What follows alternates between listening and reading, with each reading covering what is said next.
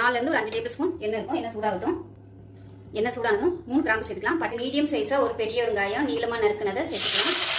4 பச்சை மிளகாய் சேர்த்துக்கலாம். 2 டீஸ்பூன் இஞ்சி பூண்டு சேர்த்து வதக்கிக்கலாம். 1 டேபிள் ஸ்பூன் சோம்புத்தூள் சேர்த்துக்கலாம். 1/4 டேபிள் ஸ்பூன் மஞ்சள் தூள், 1/4 டேபிள் ஸ்பூன் கரம் மசாலா. அவ்வளோதான் பொருள் எடுத்துக்கோங்க. இதை சேர்த்துக்கலாம். 2 ஏலக்காய். இது எல்லாத்தையுமே நல்லா நைஸாக அரைச்சிட்டு வதங்கிடுச்சு. இப்போ நம்ம தேங்காய் பேஸ்ட்டை சேர்த்துக்கலாம். கொதிக்கணும். கொதிக்கையில் கெட்டியாக வரும். அதனால் 1 டம்ளருக்கு நான் வந்து 4 முட்டை எடுத்திருக்கேன். இப்போ ஒவ்வொரு முட்டையை வந்து நம்ம அப்படியே சேர்த்துக்கலாம். டாப்பில் கொத்தமல்லியில் மட்டும் சேர்த்துக்கலாம். இதை வந்து மூடி வச்சுக்கலாம். அடுப்பு வந்து நல்லா குறைச்சி வச்சுக்கோங்க. மீடியமான ஃப்ளேமில் 1 விசில் விட்டுட்டு ஸ்டீம் போனதுக்கப்புறம் பார்க்கலாம். நம்ம சிம்மில் வச்சுருக்கிறதுனால ஒரு 5 நிமிஷம் ஆகும்.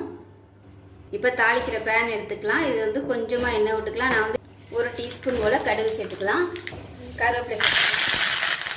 1/2 டேபிள் ஸ்பூன் மிளகாத்தூள் சேர்த்துக்கலாம்.